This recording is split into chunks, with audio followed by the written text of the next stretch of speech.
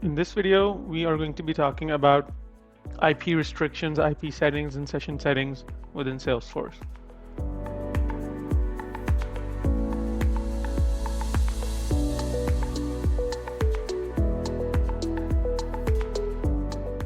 So in Salesforce, you have a very interesting feature where you can provide an IP range or IP addresses to tell Salesforce that these IP ranges are safe. So if someone logs in from those IP ranges, Salesforce knows that these are, known IPs, and I shouldn't really double verify the user or send them a verification email and all that. I should just let them log in if they're logging in from a specific IP. What does that mean? Basically, let's say there's an office, a company has an office, and anyone who's logging in from the office, the company wants to make sure that Salesforce knows that the office IP is safe, so it doesn't send out like verification code or verification emails to users when they try to log in, which Salesforce does at times. So how do you set up an IP range? Very easy. Once you're logged into Salesforce, click on the gear icon and then go into setup.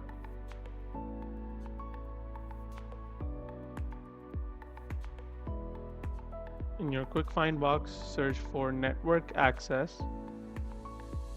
Click on it.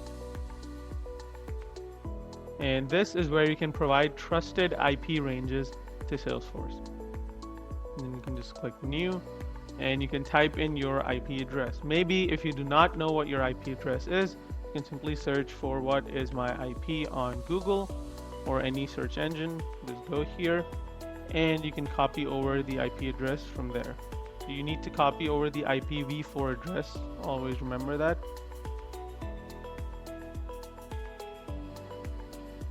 You can either just type in the start and end IP, or you can provide a whole range so that my IP address starts from 119.73.97.100 and I want it to go all the way to another IP. So that depends on sort of your IT team. They'll know what the IPs are. If you have a huge office, you may have more than one IP in the same premises. So you can set things up, you can provide the IP range, then you can even add a description, something like our New York office, for example,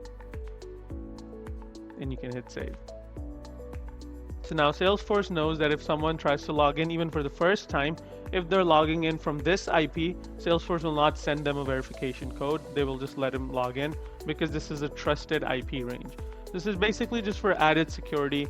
You can have Salesforce send out verification for people logging in outside of an IP, and you can add your trusted IPs to make it easier for users. So you can add as many IPs as your trusted ones as you'd like. Now another thing you can do is you can control your session settings, right?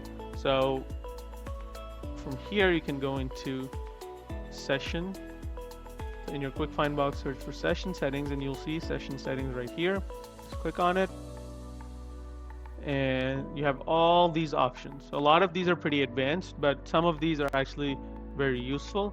For example, timeout value, meaning if someone's been logged in for 2 hours but they haven't really done anything or had no activity, then Salesforce will just time them out. So basically Salesforce will log them out and then they will need to log in again. So you can choose timeout value. So by default it is 2 hours, but you can change it to up to 24 hours or as less as 15 minutes. So for now, I think we'll just let it be at 2, or maybe we'll change it to 4 hours. And then Salesforce asks, do you want to disable the session timeout warning pop-up? So when you're about to reach the limit, for example, 4 hours, so at about 3 hours and 50 minutes or 55 minutes, Salesforce will throw a pop-up on the screen, which will tell you that, hey, you're about to time out, are you still there? Or something like that. So this is where you can choose to disable that pop-up. So if you check this box, then that pop-up will not show up.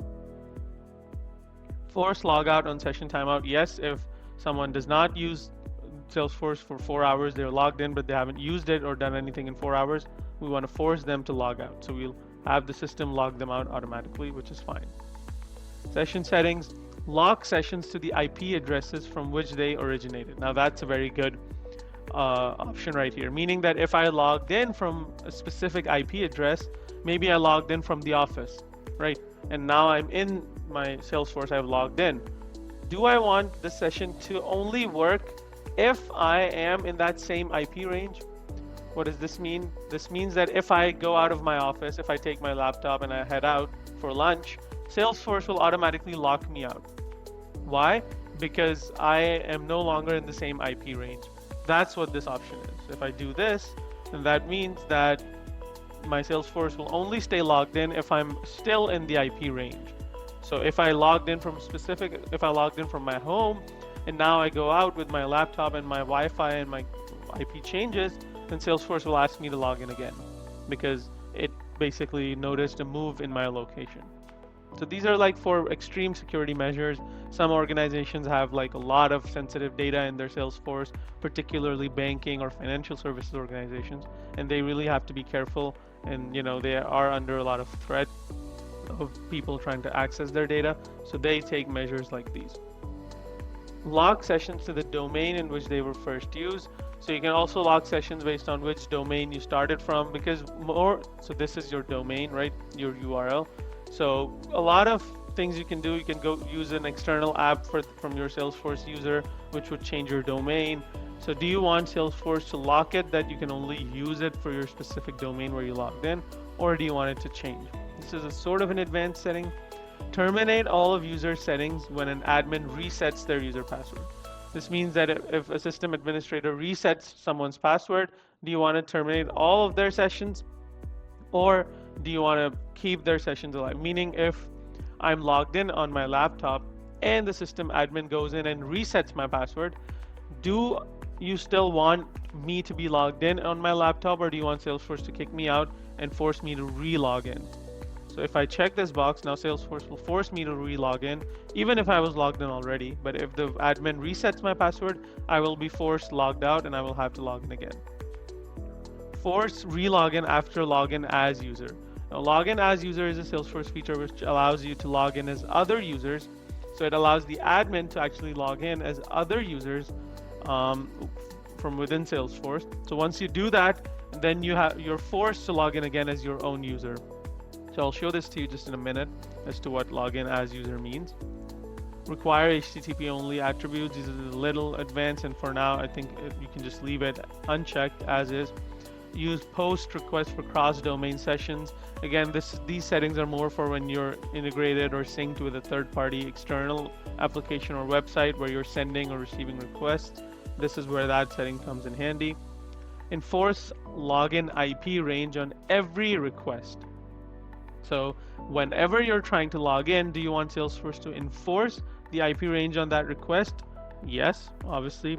For now, let's say we want to do it. So whenever someone tries to log in, we want to enforce the IP ranges on every request. That means if they're outside of the IP range we provided, then they will have to enter a verification code or something.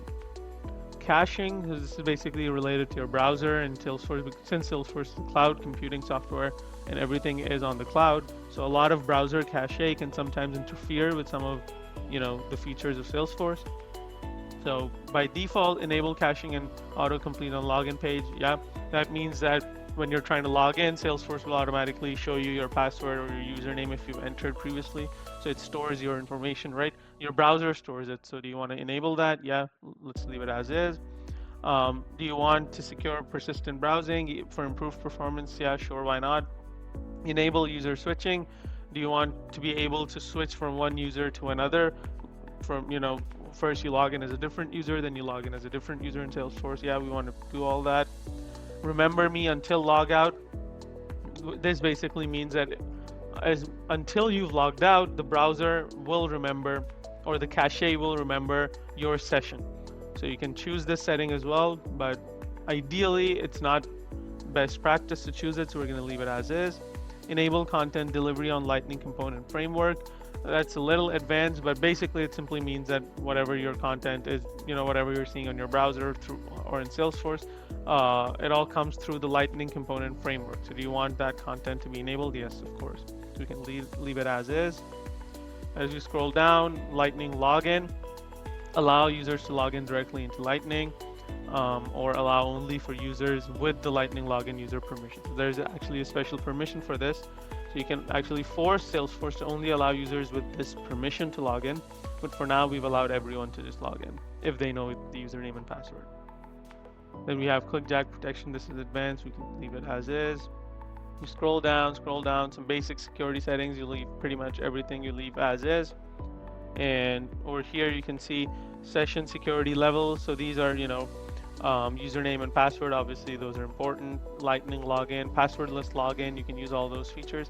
Multi-factor authentication is high assurance, meaning when it sends a pop-up on your phone's authenticator app to make sure it's you who's trying to log in. A new user email. So when the admin creates a new user, an email is sent out to the new user's email address with a link to help them log in and reset their password. How long do you want that link to stay or expire in? So we want it to expire in 7 days, 1 day, or 180 days. So 7 days is a fair value. It's a fair time, so we let it be. And yep, so these are all our settings. We can go ahead and save these.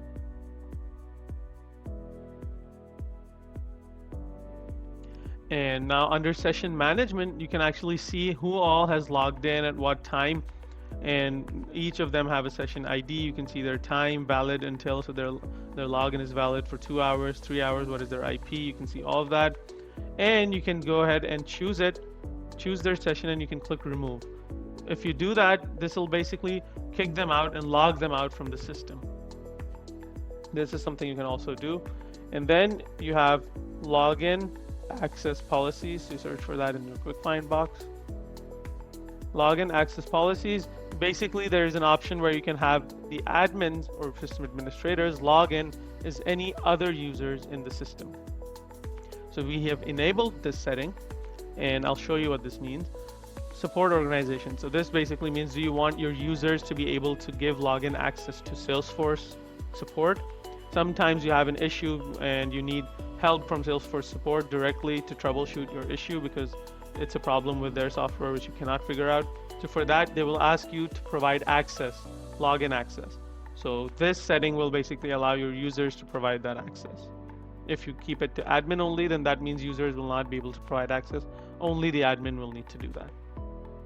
Now if I go into users, if I click here,